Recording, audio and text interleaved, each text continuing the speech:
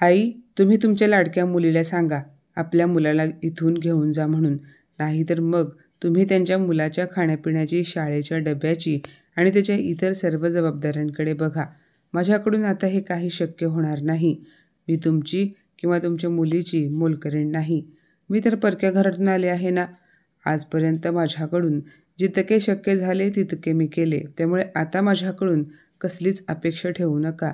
असे बोलून शिल्पा रागाने आपल्या खोलीत निघून गेली. रेखाताई सुनेचा राग पाहून आश्चर्यचकित झाल्या. कारण त्यांची सून अशी फटकळ बोलणारी नव्हती. अचानक तिला काय बरे झाले असेल याचे त्यांना आश्चर्य वाटले. कारण ती यापूर्वी अशी कधीच वागली नव्हती. ती कधीच इतक्या मोठ्या आवाजात बोलत नव्हती. मग आज तिच्या तोंडून असे कडवट शब्द का निघाले याचा रेखाताईंना खूप राग आला आणि त्या रागाने सुनेच्या खोलीत गेल्या आणि म्हणाल्या, शिल्पा, तुला काय वाटतं? मी तुझ्या भरवशावर माझ्या नातवाला इथे आणले आहे का? तसा समज असेल तर तो पूर्णपणे चुकीचा आहे. तुला काय वाटतं की जर तू त्याचा डबा बनवला नाहीस तर मी बनवू शकणार नाही का? अगं, मी सुद्धा अगदी व्यवस्थित स्वयंपाक बनवून त्याला डबा देऊ शकते. मला सांग, उद्या जेव्हा तुला मुले होतील तेव्हा तुझ्या मुलांसोबत अशीच वागशील का? तुला माझ्या नातवासोबत असे वागताना लाज वाटली नाही का? शिल्पा म्हणाली, आई, आजपर्यंत मी खूप केलं. आता मला काही लाज वगैरे वाटत नाही. कारण या लाजेला घाबरूनच मी आजपर्यंत तुमच्या सर्व गोष्टी ऐकत आले आहे आणि हेही पाहिले की त्याचा परिणाम काय होतो ते. आता मी माझ्या हिशोबाने राहीन. कारण मी परक्या घरची आहे ना, म्हणून. सुनेचे बोलणे ऐकून रेखाताई तरी कुठे मागे हटणार होत्या. त्यासुद्धा तावातावाने स्वतःच्या खोलीत जाऊन बसल्या आणि आपल्या मुलाची, अर्जुनची ऑफिसवरून येण्याची वाट पाहू लागल्या. संध्याकाळी जेव्हा अर्जुन ऑफिसवरून घरी आला तेव्हा रेखाताईंनी खोटे आसवे गाळून अर्जुनला घडलेली सर्व हकीकत सांगितली.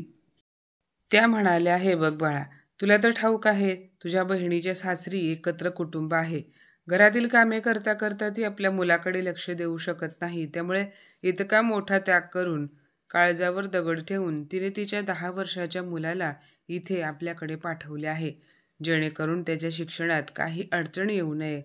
पण तुझ्या बायकोने मात्र त्या लहान लेकराला सुद्धा सोडले नाही. तिला आता त्या निरागस मुलाचा सुद्धा त्रास होतोय. तू सांग बाळा, मी काय करू? त्याला घेऊन कुठे जाऊ? असे म्हणत रेखाताई रडू लागल्या. आपल्या आईला रडताना पाहून अर्जुनला राग आला आणि तो रागाच्या भरात मोठ्याने शिल्पाला आवाज देऊ लागला.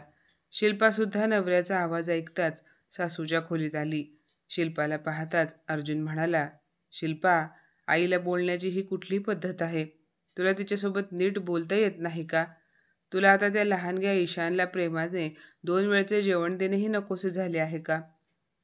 शिल्पा पटकन म्हणाली, हे काय अर्जुन, मी त्याला कसे प्रेम देऊ? अरे, मी तर परक्या घरातून आले आहे ना. यावर रेखाताई म्हणाल्या, पाहिलेस ना अर्जुन, हिने सकाळपासून एकच रट लावून ठेवली आहे की ती परक्या घरातून आली आहे. जर हेच वाक्य आमच्या तोंडून निघाले असते तर तिला किती मिरच्या झोंबल्या असत्या. स्वतःच्या तोंडून बोलते आहे म्हणून ठीक आहे. शिल्पा म्हणाली, आई, तुमच्या तोंडून कोणती वाक्य निघाली असती नसती ते राहू देत. आणि अर्जुन, एक सांगते, त्या ईशानचा सांभाळ करण्यासाठी त्याला माझ्या नाही तर आईच्या जबाबदारीवर आणले आहे. त्यामुळे आजपासून आईच त्याची काळजी घेतील. त्याला काय हवे नको ते बघतील. अर्जुन म्हणाला, अगं शिल्पा, तुझं डोकं ठिकाणावर आहे का? आज अचानक तुला काय झाले म्हणून तू अशी बोलत आहेस? अर्जुन शिल्पाला पुढे काही बोलणार तेवढ्यात त्याची बहीण सोनाली तिथे आली. रेखाताईंनी दुपारीच तिला फोन करून बोलावले होते. ते तिला म्हणाल्या होत्या की सोनेला धडा शिकवण्यासाठी मला तुझी गरज आहे.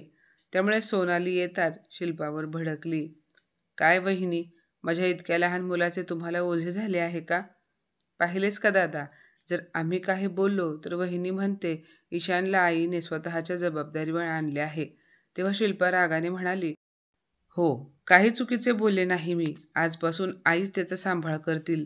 अर्जुन म्हणाला, अगं शिल्पा, हे तू काय बोलत आहेस? आज तुला अचानक काय झाले आहे?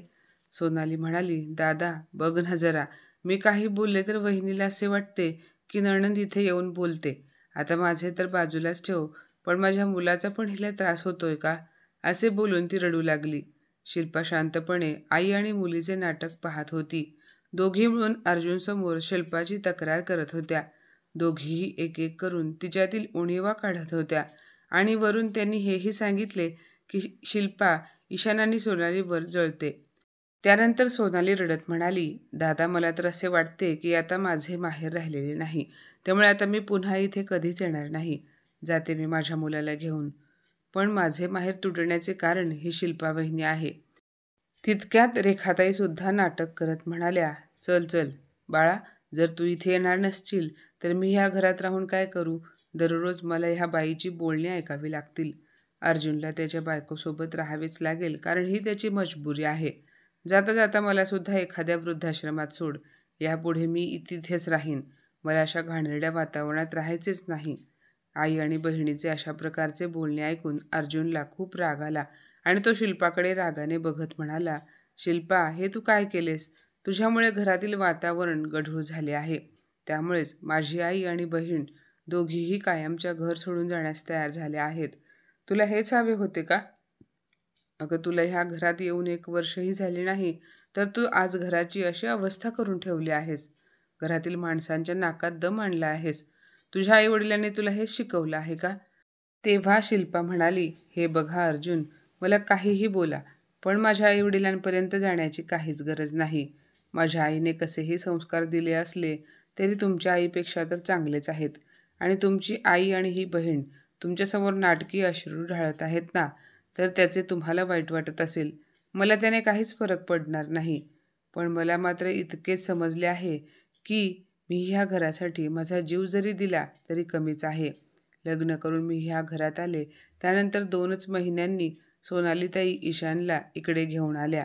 तेव्हापासून मी ईशानला प्रेमानेच सांभाळले. डिसेंबरची थंडी असो किंवा एप्रिलचा उन्हाळा, मी पहाटे 5 वाजता उठून त्याच्यासाठी टिफिन बनवते, त्याचा नाश्ता बनवते, त्याची सगळी तयारी करून त्याला शाळेत पाठवते. मला जरी मूल नसले तरी मी त्याची पोटच्या मुलाप्रमाणे काळजी घेते. शाळेतून आल्यानंतर त्याला गरम गरम जेवण देते. आईने तर कधी त्याला स्वतःच्या हाताने 1 ग्लास पाणीसुद्धा दिले नसेल आणि आता त्याचीच परतफेड मला अशी मिळाली आहे. असे बोलत शिल्पाने तिच्या फोनमधील रेकॉर्डिंग चालू केली, ज्यामध्ये सोनाली आणि रेखाताई दोघी मायलेकी जे काही बोलल्या होत्या ते त्यात रेकॉर्ड झाले होते. सोनाली आपल्या आईला म्हणत होती, आई, आता तू तुझी जरा जास्त काळजी घे, म्हणजे आजारी वगैरे पडू नकोस. मी माझ्या ईशानला तुझ्या जबाबदारीवर तिथे सोडले आहे. ती अर्जुनची बायको, माझा तिच्यावर अजिबात विश्वास नाही. अगं, ती काल परवा आपल्या घरी आली आहे, परक्या घरची आहे. तिच्या भरवशावर माझ्या मुलाला ठेवू नकोस. तू स्वतः जातीने ईशानकडे लक्ष दे, त्याच्या खाण्यापिण्यावर लक्ष ठेव. आई म्हणाली, अगं बाळा, तू काळजी करू नकोस. सूनबाई जरी परक्या घरची असली तरी मी ईशानची आजी आहे. मी त्याची माझ्या जीवापेक्षा जास्त काळजी घेईन, त्यामुळे तू त्याची अजिबात काळजी करू नकोस. मला माझ्या नातवाला त्या शिल्पाच्या जबाबदारीवर ठेवायला वेळ लागली आहे का? मी त्याचे सर्व काही बघते. तू ईशानच्या बाबतीत पूर्णपणे निश्चिंत राहा. शिल्पावर तुझा काय, माझासुद्धा विश्वास नाही, त्यामुळे मी स्वतः नेहमी ईशानसोबत असते. त्याच्या खाण्यापिण्यावर लक्ष देते. तो इथे खूप खुश आहे, त्यामुळे तू अजिबात काळजी करू नकोस. त्याला काहीही त्रास होणार नाही. तुझी आई अजून जिवंत आहे, मग तू काळजी का करतेस? त्या शिल्पाची काय लायकी? ती तुझ्या मुलाला का बघेल? मी एकटी त्याच्यासाठी खूप आहे. आई आणि मुलीच्या या गोष्टी ऐकून शिल्पाला खूपच राग आला होता. खरं तर जेव्हा रेखाताई आणि शिल्पा एकत्र बसून चहा पित होत्या तेव्हा त्यांच्या मोबाईलवर सोनालीचा फोन आलेला पाहताच रेखाताई उठून आपल्या खोलीत गेल्या आणि त्यांचे असे वागणे नेहमीचेच झाले होते. त्या कधीही शिल्पासमोर असताना सोनालीला फोनवर बोलत नसत. शिल्पाला हे खूप विचित्र वाटत होते की आई आपल्या लेकीशी असे काय बोलतात. त्यामुळे त्यांना स्वतःच्या खोलीत जाऊन दरवाजा बंद करून बोलावे लागते. या गोष्टीमुळे आई आणि मुलीच्या गप्पा ऐकण्याचे कुतूहल शिल्पाच्या मनात निर्माण झाले आणि तिने आपल्या फोनमधील रेकॉर्डर चालू करून फोन सासूच्या खोलीत नेऊन ठेवला.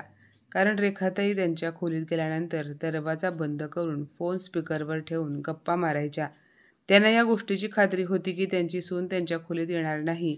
तसेच त्यांच्या मोबाईलचा स्पीकरचा आवाज कमी असायचा, तो फक्त रेखाताईंनाच ऐकू जायचा. जेव्हापासून मायलेकीच्या गोष्टी ऐकल्या होत्या तेव्हापासून शिल्पा खूप अस्वस्थ झाली होती. जेव्हा संपूर्ण रेकॉर्डिंग अर्जुनने ऐकले तेव्हा रेखाताई आणि सोनालीचा चेहरा बघण्यासारखा झाला होता.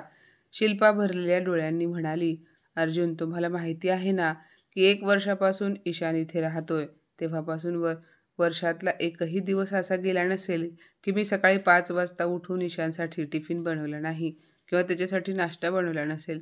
मी त्याचा नाश्ता झाल्याशिवाय त्याला शाळेत पाठवत नव्हते. इतके करून सुद्धा मला हे सर्व बघायला मिळत आहे. तुम्ही तर 9 वाजता ऑफिसला जाता. मग माझ्या मनात असते तर मी 6 वाजता उठून आरामात आंघोळ वगैरे करून 7 वाजता किचनमध्ये जाऊन तुमच्या खाण्यापिण्याची तयारी केली असती. पण मी असे केले नाही. ईशानसाठी मी दररोज 5 वाजता उठते.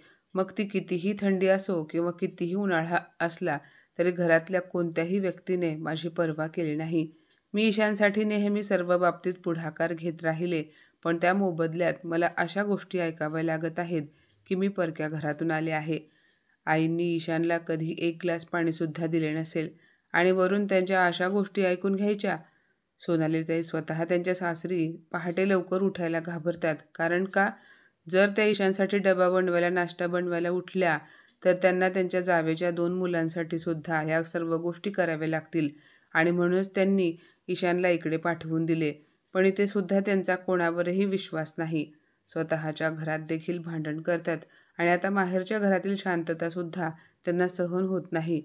अर्जुन, जरा विचार करून सांगा. माझ्या ठिकाणी तुम्ही असतात आणि तुम्ही जर गेले वर्षभर दिवस रात्र न पाहता ईशानला पोटच्या मुलाप्रमाणे सांभाळले असेल, त्याच्या खाण्यापिण्यापासून ते अभ्यास घेण्यापर्यंत त्याच्या प्रत्येक लहान सहान गोष्टींची काळजी घेतली असेल आणि जर तुम्हाला कोणी असे म्हटले की तू घरचा नसून परका आहेस, तुझ्यावर आमचा विश्वास नाही, तर मग ह्या गोष्टीचे तुम्हाला वाईट वाटले नसते का? याचा तुम्हाला त्रास होणार नाही का? अर्जुन म्हणाला, नक्कीच मलाही वाईट वाटले असते आणि ह्या गोष्टीचा त्रासही झाला असता. मग तसाच त्रास आज मला होतोय. मी सुद्धा हाडामासाची बनलेली आहे. मला सुद्धा मन आहे, हृदय आहे. मला सुद्धा त्रास होतो. तुम्हीच ईशानला विचारा. जेव्हा त्याला लहानातली लहान गोष्ट हवी असेल तेव्हा तो त्याच्या आजीकडे न जाता माझ्याकडे येतो. आणि तरीसुद्धा त्याच्या आई आणि आजीच्या नजरेत मी परकी आहे आणि परक्या घरातून आली आहे. जर याचाच माझ्यावर काही विश्वास नसेल तर मला सुद्धा यांच्यासाठी आता काहीच करायचे नाही. जर हेच मी इतर कोणत्या दुसऱ्या मुलासाठी केले असते तर त्याच्या आईवडिलांनी माझे उपकार मानले असते. या लोकांसाठी मी काहीही केले तरी किंवा आपला जीव जरी दिला तरी या लोकांच्या नजरेत मी कधीच चांगली व्यक्ती होऊ शकणार नाही. मी नेहमीच परकी म्हणून संबोधली जाईल. असो, आता ईशानला त्यांच्या जबाबदारीवर ठेवले आहे तर त्या स्वतः 5 वाजता उठून त्याची तयारी करतील. त्याला शाळेत कसे पाठवायचे हे त्या पाहून घेतील. आता मी आजपासून ईशानच्या जबाबदारीतून मुक्त झाले आहे. आता मीही बघते की ईशानची आजी त्याला कशी सांभाळते. सुनेच्या तोंडून हे सर्व ऐकता रेखाताईंचे तर तोंडच बंद झाले. त्या मनात म्हणाल्या, खरंच हिने ईशानचा डबा बनवला नाही, त्याच्याकडे लक्ष दिले नाही तर मलाच पहाटे 5 वाजता उठावे लागेल. पण खरे तर मला तरी ह्या वयात इतकी कामे कुठे होतात. आता तर त्या पूर्णपणे स्वतःच्या जाळ्यात अडकल्या होत्या. रेखाताईंना काय करावे आणि काय नको हे समजत नव्हते. कारण एवढ्या सकाळी 5 वाजता उठून डबा बनवण्याची त्यांना सवय नव्हती आणि त्यांना व्यवस्थित ठाऊक होते की इतकी धावपळ त्यांच्याकडून होणार नाही. त्यांना हेही ठाऊक होते की सकाळी सकाळी सुनेची खूप धावपळ असायची. पण तरीसुद्धा सासूपणा दाखवण्याच्या नादात त्या बरेच काही बोलून बसल्या होत्या. शिल्पा रागाने तिच्या खोलीत निघून गेली. शिल्पाचे सर्व बोलणे ऐकून तसेच आई आणि बहिणीचे रेकॉर्डिंग ऐकून अर्जुनसुद्धा रेखाताईंना म्हणाला, आई, हे सर्व काय आहे? तुम्ही तुमच्या सवयी कधीच बदलणार नाही का? अशा प्रकारे चुकीचे वागून बोलून तुम्ही सर्व निर्फळ केले. मला तर तुम्ही काही बोलायला तोंडच ठेवले नाही. सर्व काही तुम्ही दोघींनी केले आणि मी मात्र बिचारा शिल्पाला दोष देत राहिलो असतो. जर मी ते रेकॉर्डिंग ऐकले नसते तर आजपर्यंत मी त्या शिल्पाला काय काय बोललो असतो कोणास ठाऊक. तेव्हा रेखाताई अर्जुनला म्हणाल्या, बाळा, तुला आमच्या सर्व गोष्टी ऐकू आल्या पण तुझ्या बायकोच्या गोष्टी दिसल्या नाहीत. अर्जुन म्हणाला, आई, शिल्पा काय बोलली सांग बरं. अगं ती जे काही बोलली ते योग्यच होते. आई, जर तू ईशानला तुझ्या जबाबदारीवर आणले आहेस मग तूच त्याचे सर्व काही करायला हवे होतेस.